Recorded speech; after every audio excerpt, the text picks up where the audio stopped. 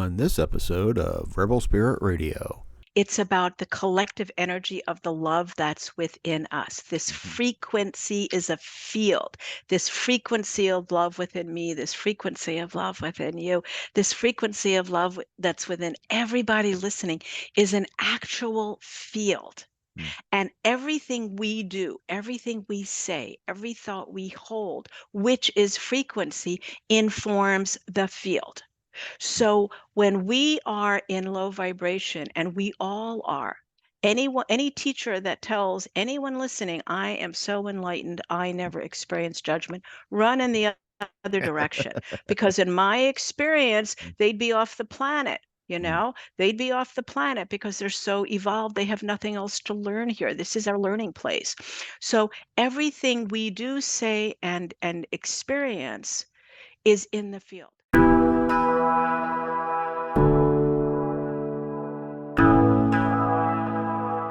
Welcome to Rebel Spirit Radio, exploring the frontiers of spirituality, consciousness, the esoteric, and humanity's sacred relationship with the living earth. I'm your host, Nick Mather, and in this episode, I'm joined by author Selina Maitreay to discuss her book, Raise Your Frequency, Transform Your Life. Selina shares her spiritual journey from receiving her name at 16, overcoming addiction, surviving a major car accident, and rediscovering spirituality. We explore themes of resilience, energy management, and personal growth, emphasizing the power of high-frequency energy and conscious choice. Also, please be sure to like and subscribe to this podcast on whatever platform you use to listen to or view podcasts. Your support is truly appreciated. Selina Maitreay is a lecturer, author, and spiritual teacher. The creator of Clarion Call, an online conference of spiritual teachers, she is a founding member of the Manhattan Holistic Chamber of Commerce and a past board member of the Boston Theosophical Society. She joins me today to discuss her book, Raise Your Frequency, Transform Your Life. Selina, welcome to Rebel Spirit Radio. Hey, thanks, Nick. I'm thrilled to be here. Well, I am very happy that you're joining me today. I think we have a lot to talk about. I've got some questions for you about your book, but first, I thought that maybe a good place to start might be with your journey, kind of your spiritual journey. And you had a pretty major accident too, that you used your teachings to kind of pull yourself out of it and to move forward. So I thought that might be a good place to start. Well, thanks. Let's start at the beginning. My name, Selina Maitreay, was given to me when I was a 16-year-old, unformed, dishonest, unhappy person. I met a teacher through a series of, obviously, at this point in my life, I recognize divinely guided events. And she gave me that name along with this symbol that I wear, which stands, it's a visual acronym for oneness. Selena, she told me, meant daughter of the moon and mistress of the stars, which I found incredibly romantic and I loved. Did not take the name of Maitreya until 30 years later, because Maitreya is indeed a disembodied master. I loved the philosophy, very simple. We are not in competition with each other. Maitreya says we are one and one is three. We are here to cooperate and be of service to each other, which kind of actually, Nick, reminds me of the Japanese cultural experience of filling a sake cup. There's the idea that when you drink sake with another, that neither of you should fill your own cup. That if I'm watching out for you, Nick, and you're watching out for my cup, our cups are always filled, and they're filled by the other person watching out. So I loved that philosophy even back then.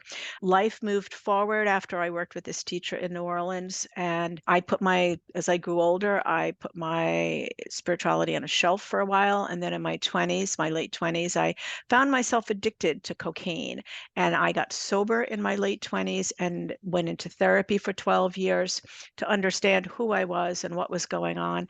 And during that time, through the work I was doing as a consultant to commercial photographers around the world, I was introduced to my new spiritual teacher, and that was in my late 30s, early 40s. I'm now 69.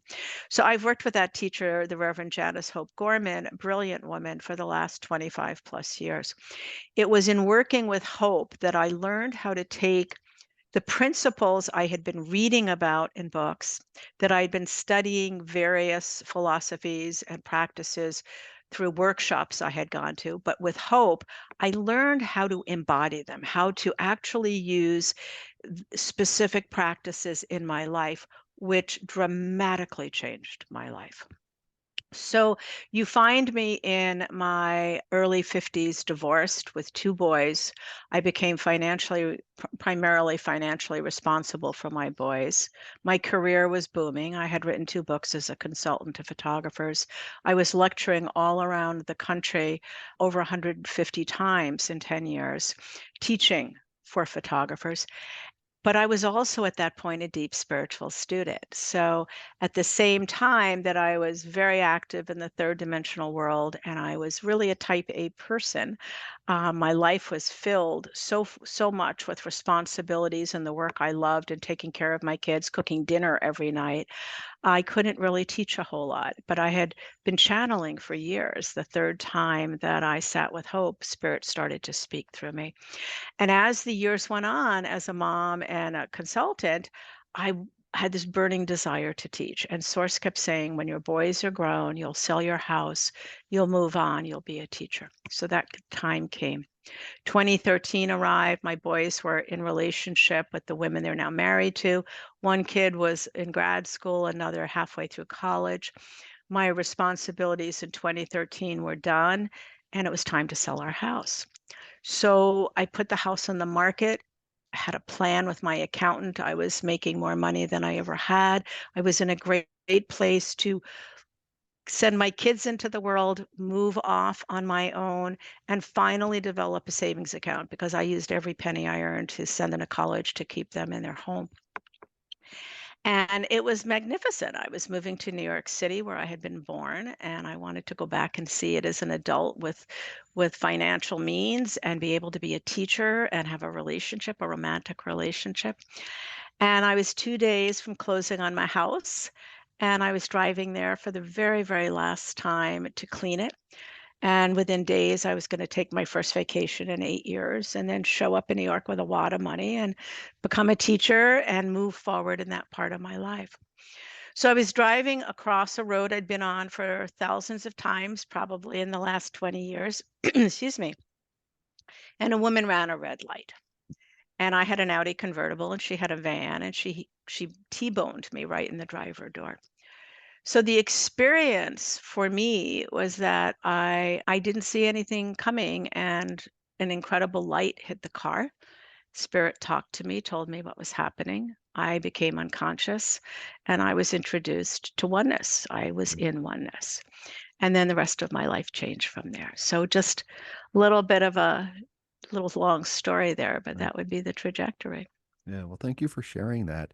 I'm curious because you used, and this is something that impressed me in the book, is the teachings that are in the book, you Mm. use those after the accident because it was not something that it seems like you thought that, I think most people would, I don't want to say necessarily give up, but that would be a major block for them, that it was something that happened to them and maybe that there was no reason for it.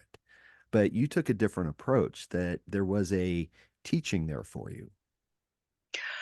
Exactly. First of all, I'm going to let you know that for me, words are very intentional. And Spirit told me in the car, because I'm a channel, they channeled through and they told me this was an event. It was Mm, not an accident. okay. This was an event that they had created in order to take me out of my life and be able to restructure my frequencies so that I could go back into the world and be a teacher at the level I was meant to be. I had already had, Nick, 15 years before this of teachings that I had been walking through the world as a being who had embodied spiritual practices. So when this event happened, and I'd been channeling, even though I couldn't be a teacher full time, I had students, I'd been giving lectures at local spiritual centers, I'd been writing articles, I created clarion call for other spiritual teachers to come on and share with each other. All of that was done before this had happened. So when the event happened, and it was a major brain injury that I sustained, I left the car. They told me I'd leave the car with no broken bones or bruises, and I didn't. And so everyone thought it was a miracle until 3 days later when I couldn't walk down a hallway. Mm. And my neurologist told me this would get a lot worse before it got better, and it did. So I landed in New York totally impaired. I couldn't go take trains, I couldn't go to restaurants, I couldn't go out my door without great difficulty. I couldn't take a shower without a great difficulty. I had cooked dinner every night for my kids for 15 years as a single parent, and before that when I was married to their dad.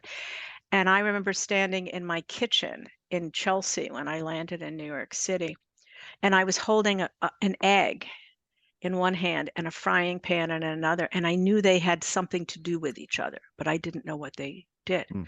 So that's really how bad I was. But I was gifted with the work I had done before, and I had then, and now even more so, a very consistent relationship with the divine. So there was no question when they told me in the car, Nick, that they had me covered, that this would be a difficult time for me, but I was not to be concerned or worried because they would take care of everything that needed to be taken care of, because I had no savings account at this point. I had just intended to move to New York. I had a very big client roster. I knew that would sustain me. I had contracts to fulfill, and then I was going to be a teacher. So that was the plan, but now it was all gone. And they said not to worry, that my job was to completely surrender. And in that moment, I did. Mm. Mm. So that's Wonderful. the answer to the question. I had been Yeah. primed. Source, Right. source in my experience, Nick, never comes in and gives us, as maybe the Bible says, I believe, more than we can handle. Mm. And I was fully prepared by them for this experience. Although I didn't know that at the time, I just knew that my job was to surrender. I had no idea what that meant, but I had trust and I had faith. Right. Okay. You've mentioned several things that I want to talk about in terms of, but I think that maybe a good place to start is, and this goes to the title of the book about raising your frequency. And I'm curious, what do you mean by that? Mhm. So in order to answer that question, I'm going to take a little step back. So Sure. when we look at Selena or we look at Nick, most of the time when we refer to ourselves, and everybody listening probably does the same thing. You're all referring to yourself as we do, as me or I, a one-dimensional being. But we're not one dimension. We are several moving parts. So here with Selena is a physical body, one manifestation. I have a physical brain, another manifestation. I have a personality that's been developed in my lifetime, third manifestation. I have an emotional body, four. I have a history in this body, five. And then I have energy fields, as do you and do us Mm. all. I have a low frequency, the egoic energy, the energy of pain. And then I have the high frequency of love that we all experience. Now, each of us have different bodies, different personalities, different histories, different pain, but the one consistent frequency, the one manifestation rather, that we all share is this high frequency of love, because that is our source energy. That is the soul level that comes into this body to correct itself or to shift something. That's why it wants a physical experience. That high energy of love we all have. That is the only commonality we all have. And so we have frequencies within our body. Science measures the frequencies of the brain and the heart. It's the EKG, the EEG. On the end of life, some people are on a monitor that measures what? It measures the frequency in their entire body. And when that's gone, they're proclaimed deceased. Mm. So we have these energies. Science is proving this. Neuroscience is coming in and talking about it. What I'm teaching people how to do is to utilize them while we're alive Mm. and while we're here and can make changes. Right. Yeah. And I usually use just the language of energies, but I think frequency is also a good synonym for it, I suppose. Um, And Nick, can I yeah. just jump in for a Yeah. sec? Yeah, I please. also want to say to that point, because I think people can relate to this. When we're babies, before we learn language, regardless of our culture, The only language we have is frequency, is energy. As babies, when we want to communicate, we cry. So our history of connecting pain to communication goes back to when we're babies. Our way of communicating through frequency goes back way before we had the language of words. Mm. And we forgot that with our conditioning because we're not educated. Society, our parents don't educate us in regards to frequency. When we became speakers of a language, when we communicated through language, we forgot about frequency, but it is still within us to activate. Yeah. Yeah. Well, and so many people, I think, just see matter, that it's just a material Form. world. Yeah. And don't necessarily recognize the energetic, the frequency aspect to Yeah. things. And I can speak out of personal experience. A few years ago, I was in a pretty bad place, both physically, but also mentally. Mm. And it was manifesting in my body. I couldn't sit down without it hurting. I mean, that's really difficult to not be able to sit. Mm. And I spoke with a psychic, and that came highly recommended by one of my former guests.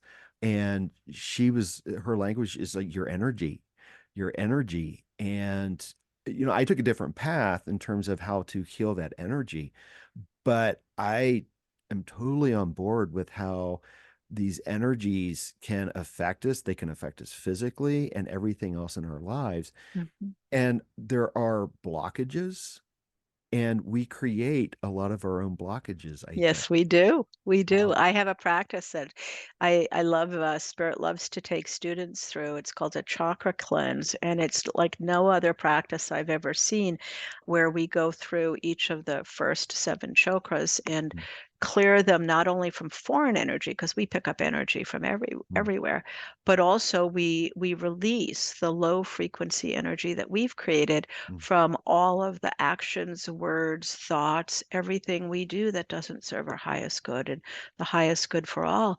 And energy is everything. mm, Energy is the foundation of absolutely everything because matter is energy. I mm, mean, science, Einstein mm. talks about, how energy makes up everything that we're sitting on, everything that we see in the physical world is matter that's compressed. It's Yeah. energy that's compressed into matter. And so to be able to work with our frequencies is huge. Science also says that the brain does not create anew. What the brain does as a function is it recognizes that which it knows and creates structure around Mm, it. Well, that which the brain recognizes is energy, mm, frequency. And if we're in low frequency, it creates structure, which are thoughts and emotions around that particular frequency.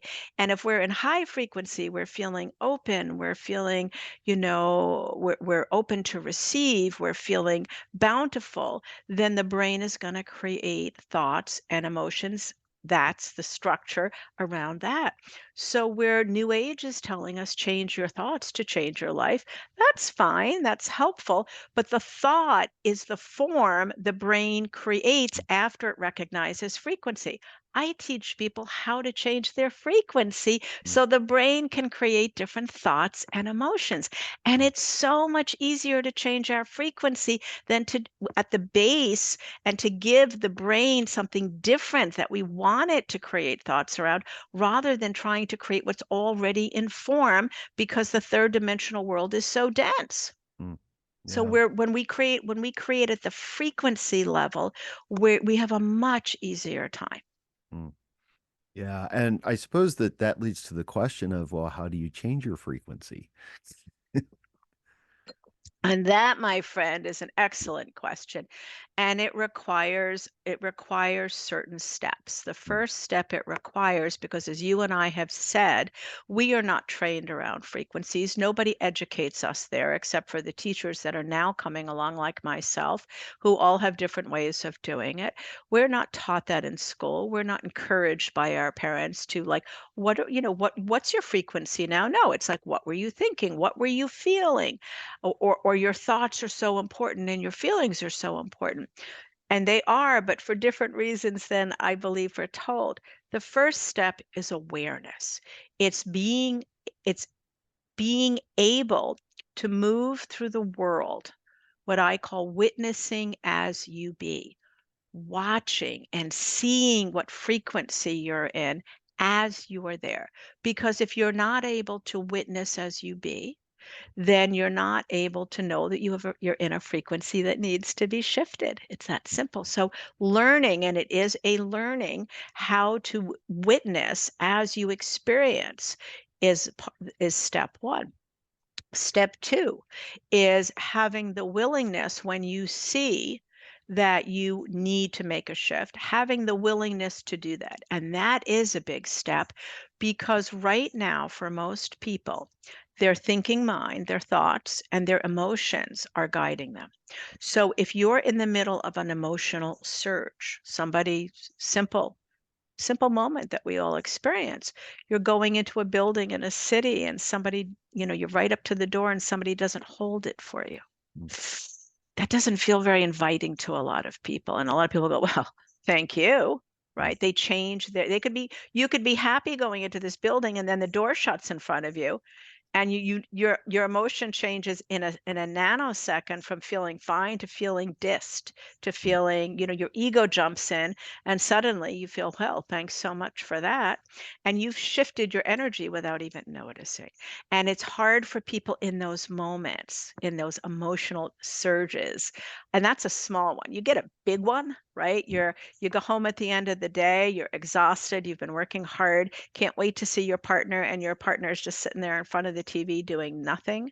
The house looks a mess and they're grumpy and you're grumpy, and you're not about to shift unless you really have an opportunity and you're conscious enough to know that you can change your frequency.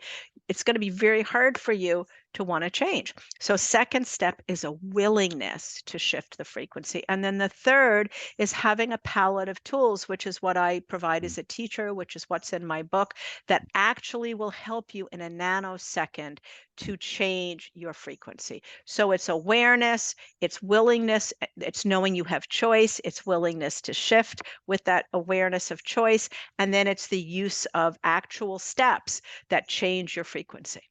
Yeah. Okay. Thank you for that.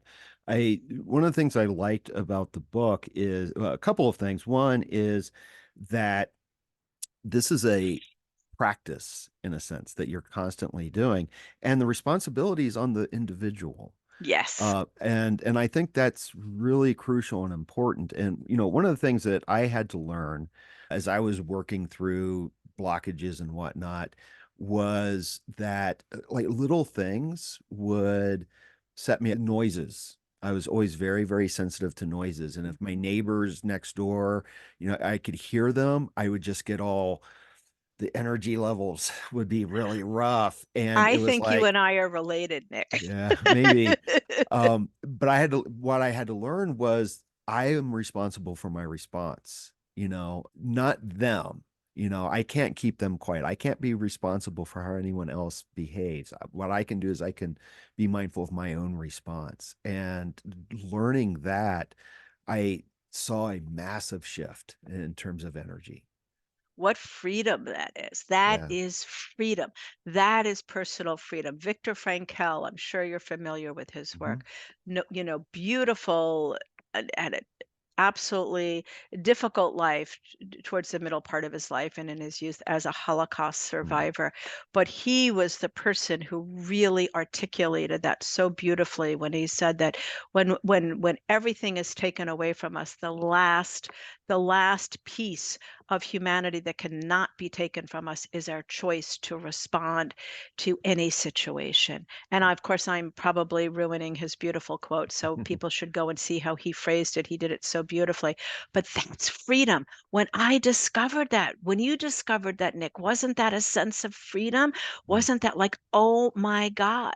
It's Yeah. not what people, it's not the situations that happen, it's our response to them. Spirit took that one step further when they channeled down through me once. And they said to me that the choice that our freedom comes from choice, Mm. and that it's our choice in how we respond that creates the next moment. Because they said when difficulty lands, that's one moment, that's one frequency that has landed in your world. Most of us are conditioned, Nick, to Mm. respond to whatever frequency lands in our world with the same frequency. Yeah. It's just an automatic response we seem to have as humans. So when chaos lands, something small like your neighbors and the noise, or something large like my brain injury, or Yeah. somebody losing a beloved, or their money, or their job, we tend to respond with the same frequency. And Spirit said, your next moment is created. This is how creation works in the physical world. Your next moment is created in the same frequency as your last Mm. moment. So if we're automatically responding to chaos with more chaos, and we don't choose to shift our frequency, then we're creating our next moment from chaotic energy. So we're continuing that flow of what's landed. So our freedom is in the awareness of, okay, chaos has landed. I have a choice here. I can choose to shift my frequency with one of the practices Selena's sharing, and create my next moment from a high frequency, and have my next moment of creation come from love, or I can choose to stay in chaos as I create my next moment. So it's not only freeing, but it's a tool as to how we create our next moment. So when people are listening to this podcast, you guys, if you're finding that you're in a slump, if you're depressed, if you're anxious, if you're worried, and you look at your life and your responses, and you see that you are not shifting your frequency when things happen, because life brings us chaos. It brings us joy and love, but it brings us tons of worry and chaos. And when we take on the responsibility, which is what it is, which I love so much, the freedom of changing our energy once chaos lands, that's the juice. Mm. That's the gift that we're given as beings who have choice. We get to choose our frequency. So our next moment is created from that high frequency of love, which is abundant and Yeah. plentiful. Yeah. That's what I love so much about it. Yeah. Well, it feels like it's putting yourself into connection with however you want to, whatever language you want to refer to it as, a source or spirit or the divine, but allowing that connection to flow through, because it seems that when we're at that lower frequency, it can't. We've blocked it somehow. And I think that there are a number of ways that we block it. You mentioned conditioning, but we also condition ourselves through the stories that we tell. You know, you've got so much there that I want to respond to. I mean, really, really brilliant comments. Whew, I want to go back. Please feel free. Yeah, I want to remember. Take me back to the very first point you were making. I'm still, Oh, I I got to think, tell you, 11 years later, my brain still has a yeah. hard time retaining a bunch of information. Oh, So that's you okay. started with a beautiful point. Tell me what you were saying. If I remember correctly, it was that it seems that when we are at the higher frequency, that we are connected with Yes, whatever you want to call it, source, the got divine, it. spirit. But at the lower frequencies, it's blocked, that that's not Absolutely. going through Yep. us, and that we kind of block ourselves in many ways, through the stories we tell and the wording we use. Absolutely. Yeah. Good. Thank you so very much for that, Nick. I really appreciate that. I want to share with everyone that when we came into when we were created, when we were born, this is what Source has shared with me a long time ago. We are source energy that comes into a body. The source energy, the soul energy, needs to make some sort of shift or correction. In oneness, where source lives, where I was taken, where I go to all the time, I still have entree to oneness simply by closing my eyes. In oneness, there is nothing. I cannot use a word to even describe it except to say nothing. Nothing can be accomplished there because there is nothing. You are nothing. It is the most incredibly beyond peaceful place. So soul comes into body to create a shift because this is form. This is where everything is created. And at the same time that soul comes into body, we are given free will. And we hear about free will, but I can describe free will very simply as our choice to say yes or no to that divine energy that just came into body. And when we say yes to it, we are indeed activating it within us because those frequencies, remember, high and low frequencies are always within us. So that divine energy is the high energy, but we have to say yes to it in the material world. We have to choose to activate it.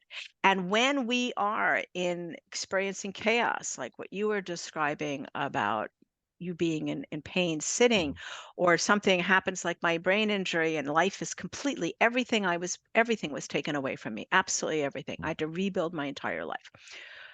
We have to choose in those moments, small and large, to activate the high frequency within us. So that's why it's not automatic, because we have to, in every moment of our day, invoke. And what does that mean? That means to choose a practice that energetically shifts us out of the pain. We have to recognize it. We have to actively choose, use our free will to shift it. And then we become it, because in the third dimensional world, Nick, we can't go upstairs and down at the same time. You can't be in pain and healed at the same time. And we can't be in low frequency and high. So when we see it, we're aware of it with our walking in awareness, and then we choose one of the practices to shift. As soon as we choose that practice, we activate that energy within us. We're no longer in that low frequency because we can't be in low and high. So as soon as we make that choice to activate it through one of the practices, we're done with it, we're out of it, and we're in high frequency. So that's one piece of what you shared. How do we get there and how do we get out of it? It's got to be free will and choice. Secondly, you're right about stories. You're right about words. Words carry frequency, and the tone we use, that we wrap around words. I could say the same words to you. What were you thinking? That's wrapped in a tone of openness. I'm curious, I'm inquisitive. Or I could say, Nick, what were you thinking? That tone is closed. That tone is judgmental. So our words carry frequency and our tone does. Spirit shared with me. They said this one day. They said, we look at those in form and it's so curious because we wonder. We see them repeating when something difficult happens. What do they tend to do? They run to everybody they can and they repeat that disrespect that happened, or they repeat what they've lost, or they repeat that pain. Don't they realize that they are their attention, and what they put their attention on grows? Why do they choose to repeat that over and over and over? And I, once again, was taken to this place of such openness and possibility because it was true. So I teach people, when we are wanting to make shifts, we put our attention on the situation we wish to create, and we speak to ourselves, our teachers, and to the divine about that. We don't put our attention on what we're looking to leave behind. And that's why telling people stories of our pain does not serve. I have people that have ended friendships with me and I've ended with them because their idea of friendship is somebody who will confide in them all of their deepest, darkest secrets and pains. And I don't invest any time in my pain. I see it, I transform it moment to moment. And so that's not my idea of an ideal friendship, because I choose not to put my energy into stories. Mm, mm. Yeah, I always find it curious, and I've done this in the past, We where all have, right? we love the stories, and it's this. constant cycle of telling the same story over and over and over. And the way I was thinking about this is not just the stories, but with the language, because you have in one section of the book, there's a little chart about changing the language, right? I love But that. yeah, the way I always think about it is our words are spells in many ways. They And carry energy. yeah, we have to be really mindful and just shifting things. The way we say things can have a profound impact. You know, one of the things that you wrote is you gave like two little phrases that can be used. Wouldn't it be nice? And Mm. isn't it curious? They shift frequency. You will almost never hear me say the word mindful because Mm, it is not a word that I think is accurate when we talk about spirituality, especially, and I find it so curious that people in the spiritual realm use it all the time, mm, especially when they're talking about meditation, because meditation is anything but mindful. It's mindless. And so when we're working with frequencies, we're not working with the mind. We're not trying to have more mind. We're trying to have less mind. We're trying to have more frequency awareness. So I try not to use that word a lot, but you're absolutely right. The phrases, isn't that curious and wouldn't it be nice? Wouldn't it be nice was given to me by a past partner, a man I had been involved with years ago, was also a spiritual person, and he taught me the first. I thought it was brilliant. He taught me that phrase. He didn't have the background that I have, but Spirit brought it back into my awareness later on in my teaching. The idea is that these are transformational tools. These are two of the practices you can use in that third step of what we spoke of.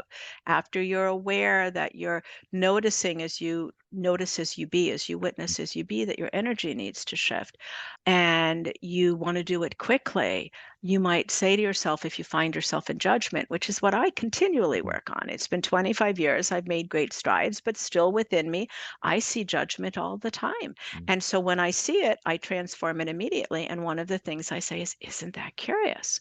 Why? Because judgment, when I say, oh, look, what were they thinking? They should be watching their child more closely. And I notice that oh, isn't that curious that I just said that they should be watching their child? As soon as I say, isn't that curious? I'm shifting the judgment. I'm mm, in high frequency. And then I'll always say to myself, wouldn't it be nice if I could just remember that they're probably loving parents who are mm. busy and at the moment, and that child will be safe. Yeah. So they are transformational tools. They take us out of a moment of judgment. They take us out of a moment of criticizing ourselves or others or situations. Mm, So they're brilliant tools. And they are two phrases that people write to me the most about. Oh my God, Selena, I love the phrase, isn't that curious? I couldn't believe how I was shifted immediately and mm, how I felt so differently when I used the phrase, wouldn't it be nice? Because wouldn't it be nice comes in when we're asking for something different, because it's mm, a proclamation that we want something different. mm. And so as soon as we say those phrases, once we notice we're out of alignment with love, it shifts us back in and activates the frequency. Yeah. Yeah, yeah. And when I use the phrase mindfulness, I think, or mindful, I think it is more along the lines of when you talk about awareness and just excuse me, being aware of things, because I think that it's difficult sometimes because you have to kind of catch yourself. But Mhm. if you're aware of what you're doing, it's a little bit easier. And so I would say, and this isn't me correcting you, nor was Yeah. I before, Yeah, yeah, yeah, yeah. but for me, once again, I take words seriously. So let's look at that if you don't mind.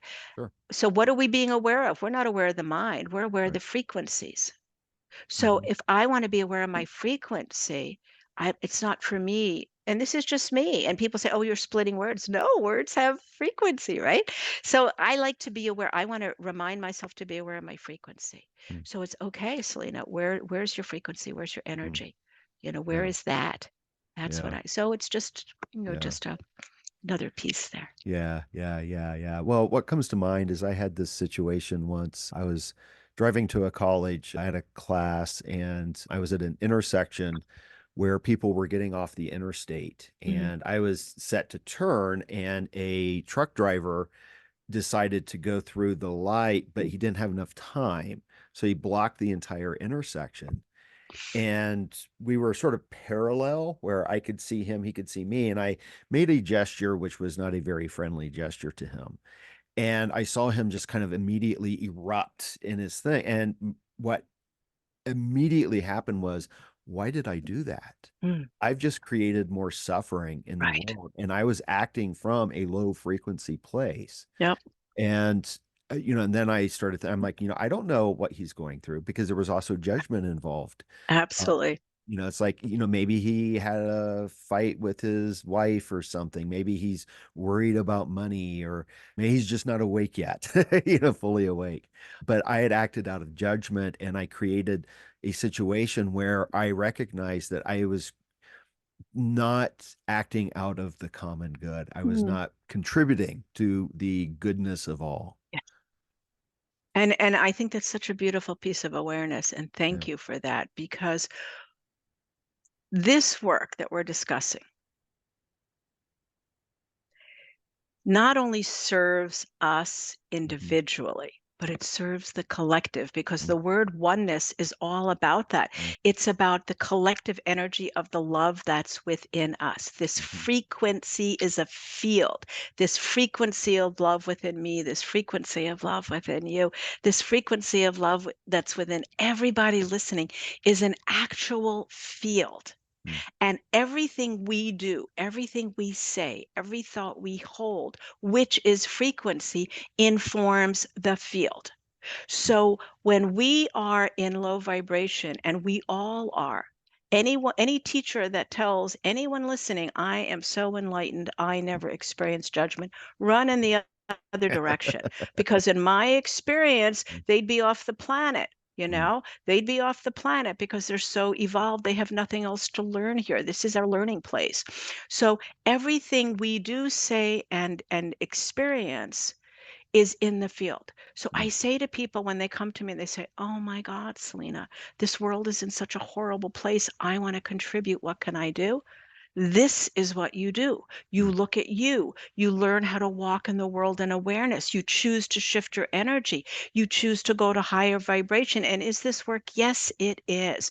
And Mm. I am so clear about that. I have had so many people tell me, "Oh, you can't talk about what work it is." But it is. It's Mm. beautiful work. It's enlightening work. It's work that changes us, but it changes the field. Yeah. So if you want to change the world, change your frequency, because when you transform your frequency and you raise it and transform your life, you're transforming the field. And what your awareness is around this, Nick, is beautiful, because what you just shared in that moment was your awareness of where you polluted the field. Mhm. And that didn't feel good to you as a Right. person of consciousness. And I get it. And I pollute the field sometimes for nanoseconds because I see it and I change it and I transform it. And so I love the fact that this work not only changes our local world, but it changes the field. Mm. And we're putting in high vibration to the field. And that is not something to sneeze at. Yeah. That is a very important aspect of this work. Yeah, I appreciate that very much. And I just have to comment, I love when you noted that your, how do I want to say this, distrust perhaps of anyone who claims to be awakened or enlightened.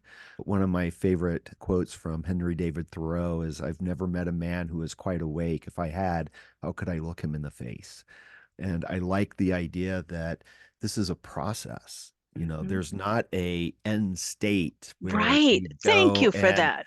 are Thank you. just like hanging out, like, yes, I'm awake and I'm enlightened and learn from me. It's I a am the first. process. It is, and I love that you get that. I am so grateful to you for that, because for me, I am awakening.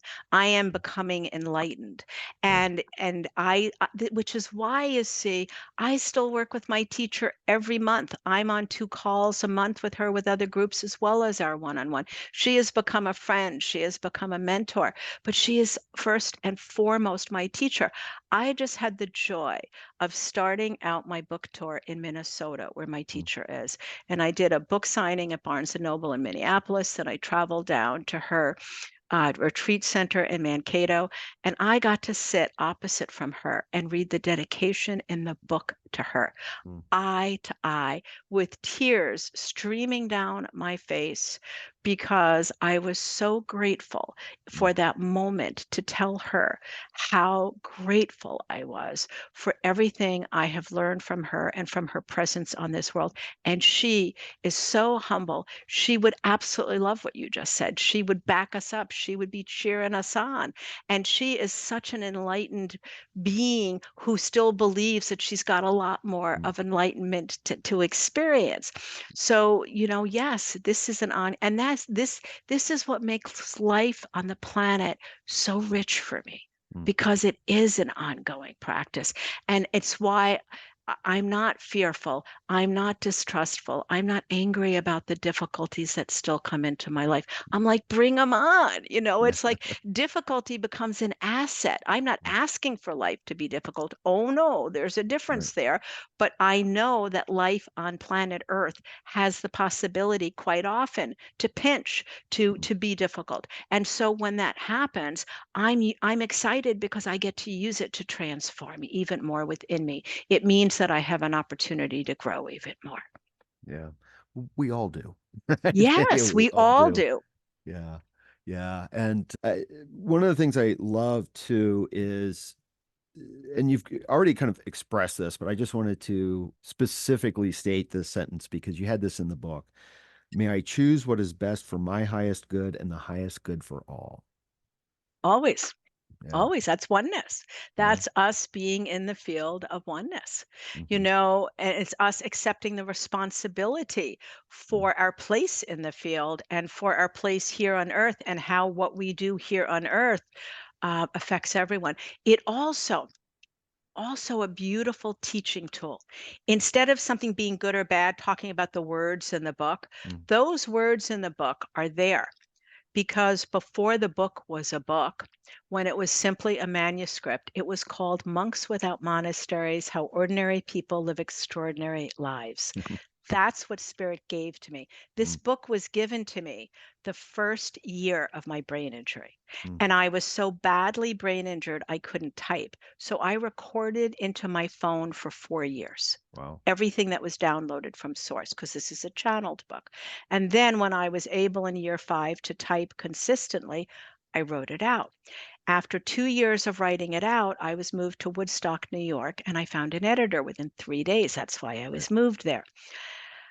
And before it was published, I took 3 groups of students through a 10-month program. So there was 30 months that I worked with 3 groups of students, each 10 months, on the material. And we met every month. They would get the material. I would give a teaching on that chapter. They would go and use the material in their life. We'd come back and talk about it and support each other, and we'd go on to the next chapter. One of the students in my first group, a beautiful woman named Miliana, said, Selena, we're talking about vibration and words. Can you put together a short list of words for us that we should be using now to replace other words? That's how that piece came about Mm. for the book. And when Inner Traditions picked up the book, fabulous publisher, to publish, I said, can we include this list of words? And they loved it. So that's how that came about. Mm. And words are so important. So we learn in this work not to use words like good or bad because they Mm. don't have relevance, but is it for my highest good and the Mm. highest good for all? So those words have a real specific meaning in this work Mm. because they take us out of conditioned words that were given, good or bad, which are judgments. And we even the words that help us to understand if we're doing something that is beneficial for us and for others. Is this for my highest good, meaning my soul level? Because Mm. that's where we're responsible to. In this work, we're responsible and guided by our soul level. So, is this action, is this word, is this thought, is this emotion for my highest good on the highest octave, not in the third dimensional world? I may want that piece of cake, but is it for my highest good because I proclaimed I wasn't going to eat sugar? Mm. So this is a way of helping us to be in alignment with our commitments to our highest self and the highest good for all. Yeah. One of the things that I found very interesting is, and this is something I've noticed elsewhere, is how when someone is connected and they are operating on that higher frequency, things seem to happen. You refer to synchronicities happening. Things that come to my mind are in Autobiography of a Yogi, Yogananda's book. Yogananda. Um, Yep. that things just like out of his faith, he was connected to that spirit, that things would happen. You Yeah. know, he's like, I'm not worried about where my dinner comes from. It will be provided. And I have a friend who is deeply, deeply Christian, but operates on that same kind of thing, and things manifest for them. Yeah. And I saw that in the book, in what you were writing, that Yeah. once you are put into that alignment, things happen. You know, it's so magnificent. When Source came into the car, when I was in the car and I was moving through the intersection,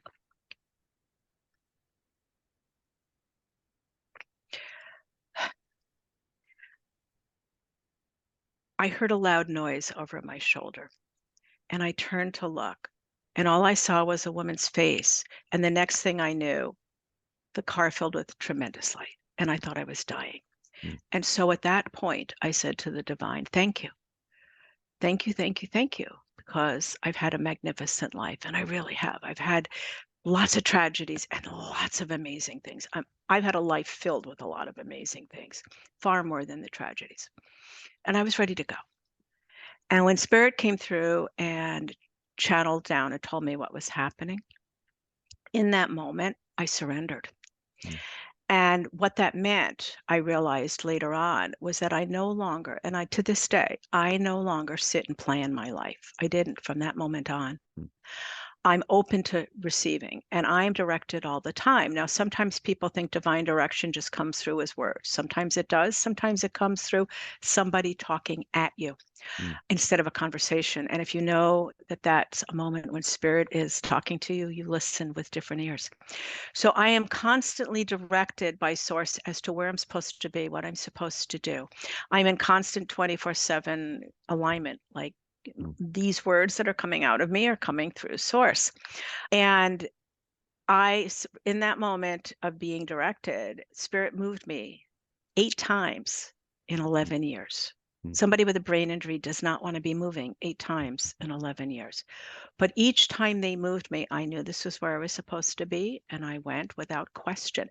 And when I moved from my second apartment in New York, I had just signed a lease a week before I was directed to move to Woodstock through a most magnificent experience. mm, And I did it. And 2 days into being in Woodstock, walking around, I walked into a woman's clothing store, and the woman behind the counter was a woman who had written a best-selling book on meditation.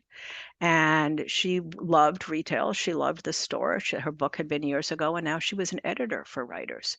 And she became the editor for this book. Nancy Butler Ross was an extremely brilliant editor and became a very dear friend and was helpful in keeping me on the right path at times when I wasn't finding a publisher for 2 years.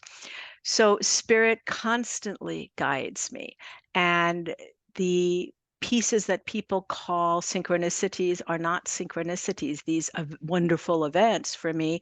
They're a product of being in alignment. So when these meetings and these happenings come through, I am notified and aware that I'm in constant alignment with the divine within me. Now, one of the areas of my life that was profoundly affected by my brain injury were my finances. I was making a ton of money. I had nothing saved because I had this plan. I had built up some short-term debt to keep my kids in their house and put them through college, and all of that was going to be alleviated within the first year of being in New York City. And it wasn't, because of everything that happened. And so I had to make different decisions. And I was advised to claim bankruptcy, which I didn't want to do. It went against everything I knew. And within 3 or 4 years, it became clear that's what I had to do. And Spirit said, this is your plan. Just go with it because we have your back. And I did. And to this day, I am now building my nest egg. I have nothing in the bank. I have no shame around that. I have no problem talking about that. Spirit guides me. I never don't pay a bill. I have all the money I seem to need, and that's about it at this point in my life. And I have a great level of comfort with that. The few times I'm out of comfort with that, that's the only time when the fear comes in, which it does once in a while, because I have no backup. And I look at that late at night. Sometimes a little bit of fear comes in. I go through my practices and I shift it. And that's the only time I'm uncomfortable. And in the last 11 years of having absolutely nothing behind me, I've never missed a bill. Mm. And I've even rebuilt my credit. So I get that people say it's really hard. How can you have faith, Selena, when you probably have a lot of money in the bank, or you're a trust fund person or nothing. I'm being real clear here. I have faith. I have my source, my relationship with source, and I know that I do good work. And I know that at some point, source is going to want me back in a place where I have a lot of financial abundance. In the meantime, I have abundance of every sort. I live in a beautiful apartment with a gorgeous pond. It's my backyard. Everywhere source has put me is the perfect place for my healing or living. So yes, I am connected to the divine, and the divine provides, which doesn't mean I don't work my tushy off, because I do, which doesn't mean I don't show up in the third dimensional world and put out an intention to source, because I do, but I put the intention out and I let go of it, and I have a relationship where I know spirit is going to come and fill my plate where it's supposed to be filled. And when my wishes and desires are not answered, I look to see, what am I to learn from that not being here? What piece am I still out of alignment with in my connection to source? Yeah. Well, So even that becomes work, which is yeah, good work. It's yeah. all What? good work. Yeah. It seems like trust is primary here. Hmm. Yep. Yeah. Trust. And also, I don't know if this is the best way to phrase this, but kind of overcoming fear. Fear Hmm. seems to be one of the main blockages that It's the manifest. block. Yeah. That manifests in people in so many different ways. Yeah, that's how we're constructed. Fear, as a child, going back to that little infant, we have had two energy fields our entire life. Mm. One is the low energy of fear, and one is the high energy of love. They are the most paradoxical frequencies within us. Look at this planet. It's held together by paradoxical forces. We are a microcosm of the macrocosm of that which we live upon and live within. So once we understand how we function and how we move through this world in a holistic way, not in a conditioned Mm. way, then we get to see the brilliance of how we're created. It blows my effing mind how amazing it is that we come into this world with fear and love, and then we're given free will, which is our choice to choose fear or to choose love in any given situation. And our life up until this moment is a result of us choosing fear or love, because we don't create from fear, we only create from love. And so when we discover this and we learn these processes and we choose love over and over and over, we build faith. Mm. Faith and trust. They're hand in hand. Mm. Faith comes first. We have trust because we built faith. We Mm. don't have faith because we have trust. Where does the trust come from?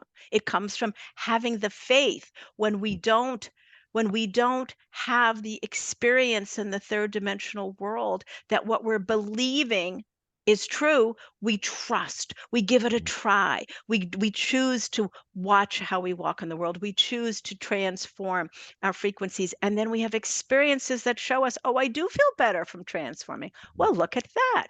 In this moment of taking one of Selena's practices, in the moment of saying, oh, isn't that curious? I feel better. I Mm. feel open. So suddenly I have an experience that of trust, and Mm. that builds. Mm. I have experience in the faith of taking that practice on. I took it on. I felt better. I have an experience, and now I can trust.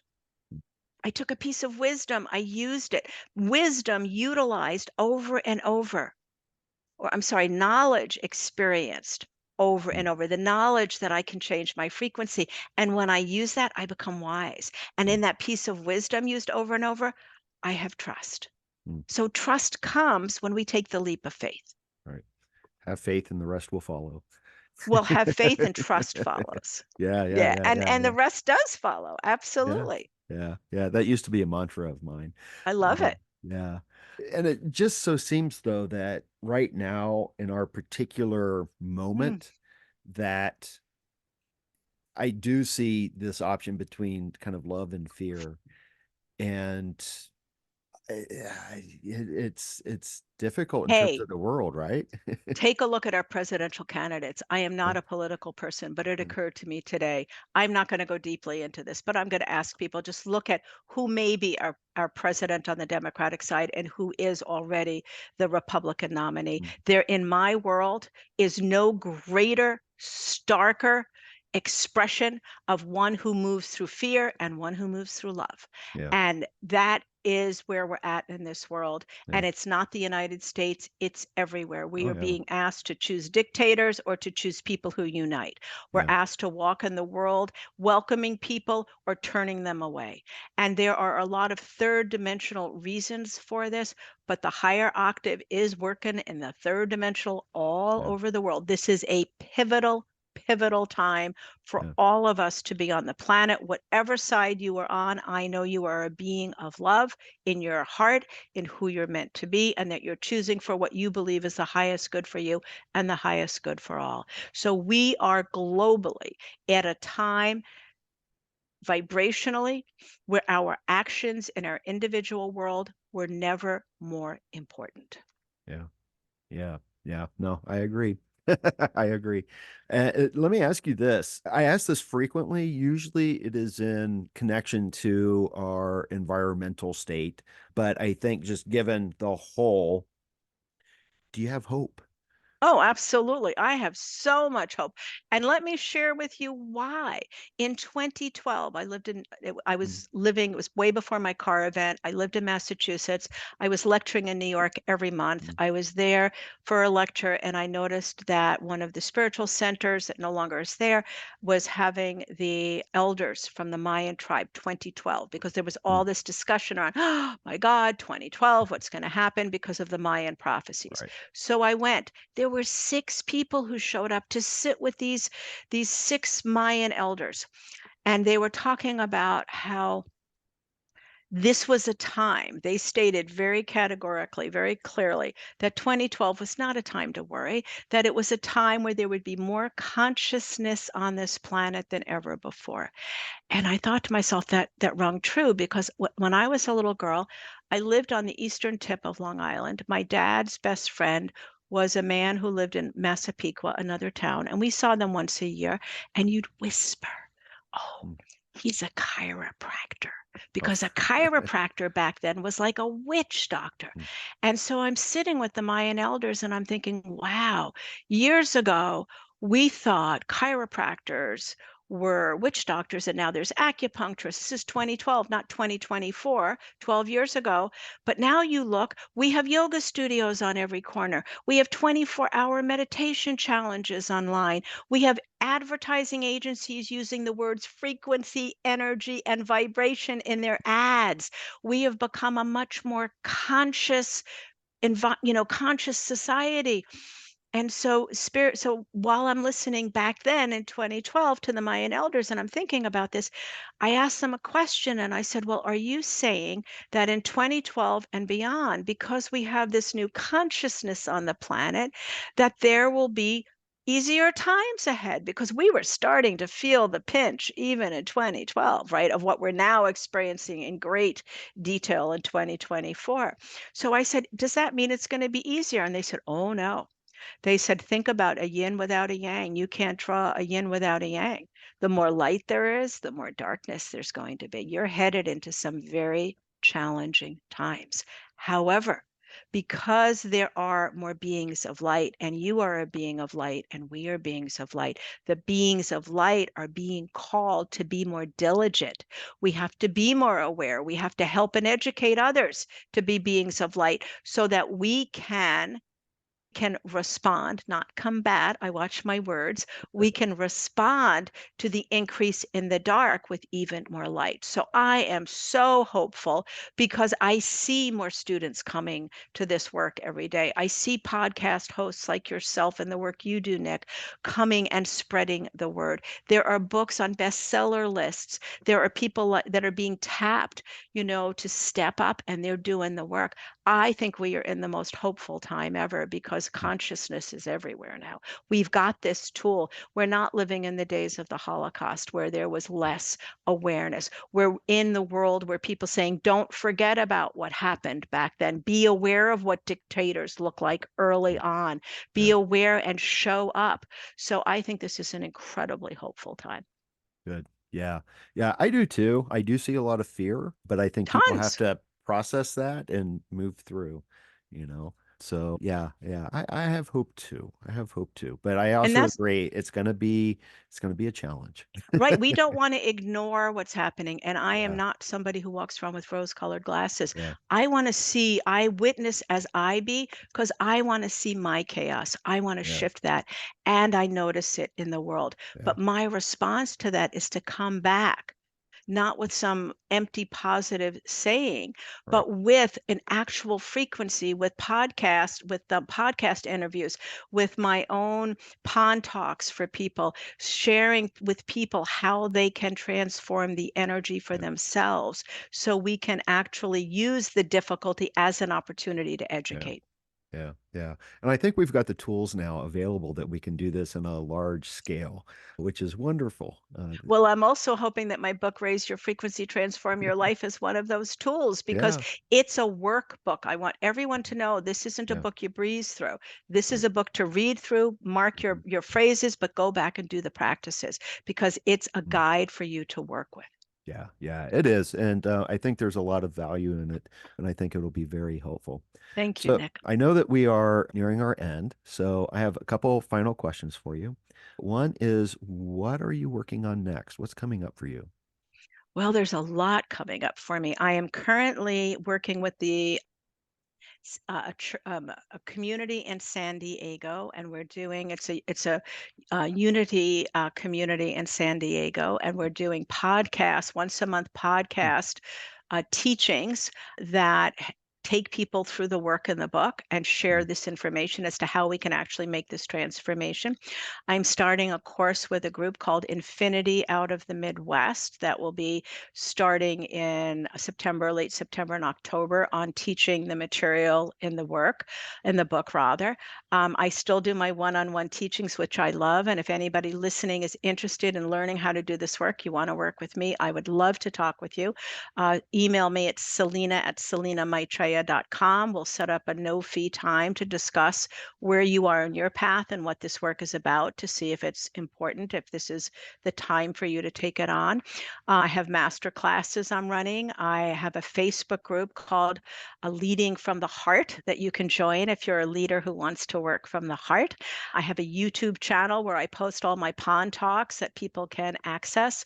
So I'm out there quite a bit I'm on a mission here, Nick, to Mm. really, Spirit has told me I'm on a mission. So if anybody listening is a leader or belongs to a spiritual community anywhere in the United States or the world, let me know because I'm offering free all day workshops to spiritual communities. Mm. Absolutely free so that they can put a price tag on it and they can share the information and they can have a fundraiser, which I just did in Minnesota. So I am willing to travel anywhere with no fee to share this with a community of spiritual people so people can go more in depth. And then I'm doing a tremendous number of book signings and book events through independent bookstores and Barnes and Noble all over the country. Okay, wonderful. Do you have, you mentioned Facebook and YouTube. Do you have a website? I do. I have a great Okay, website. Thank you for good. reminding me. It's called Practical Spirituality with Selena and Selina. There, my whole book tour is listed there. The podcasts, this our podcast with Nick will be up as soon as he launches. I've got lots of pond talks there. And so that's another place that you can go for information. I appreciate that. Okay, of course. Well, it seems like it's a nice central place to go for It's a people to fabulous get place. everything. Yes. So what I will do is I will put the link for the website Thank you. and your book in the show notes in the video Thank you description so to much. I hopefully appreciate help that. people find your a little bit easier. Well, Selena, thank you so much for taking the time to speak with me. I've enjoyed the conversation, and I applaud the work that you're doing. Thank We you. need healing. The world needs healing, and anyone that's engaged in that, I appreciate and am very grateful for. Oh, thank you, Nick. And back at you, because you're reaching so many people with your podcast and you're giving us all a gift. And so it's been a pleasure for me to be here. I loved our conversation. And you were so kind to put up with my extended answers. But I'm also so grateful for the work that you do, bringing all of us, because energy, vibration, you're bringing this to so many people. So thank you as well. No, well, thank you. I appreciate that. And that's a wrap on episode 153 of Rebel Spirit Radio. Thank you so much for listening or watching if you are part of my YouTube audience. If you would like to support my work here on Rebel Spirit Radio, and please support my work, then consider joining my Patreon, which has several perks for members, including early access to episodes, a book club, ad-free episodes. Trust me, I know how annoying those ads can be. There's also a private Facebook group, and you can get access to the Rebel Spirit Radio Discord server. I'll be honest, there are not too many other members at the moment, but I'm hoping that will change and we can create a thriving community of rebel spirits. And of course, please share this with friends, family, coworkers, even, and on social media. Help me grow my audience. Also, please subscribe or follow the podcast on whatever platform you use to listen to or view podcasts. I'm in the process of making some changes to improve the podcast and the YouTube channel. I'm planning on hosting some more live streams. I've got a few other projects in the works, and I'd also like to create some educational videos as well. It's slow going, but your support will help me speed up the process and ensure that I can continue with the podcast and offer much more content than what I provide now. As I always like to say, I'm here in the Front Range doing missionary work in regards to religion, spirituality and ecology, consciousness and psychedelics, the esoteric, and how all of this can help us heal humanity's relationship with the sacred earth. So if you feel moved by the rebel spirit, and I sure hope that you do, then please, by all means, help me in my efforts to share the good news. I'm Nick Mather, and you've been listening to or watching Rebel Spirit Radio. Until next time, may you be in peace, may you flourish in all possible ways, and may you continue to nurture your rebel spirit.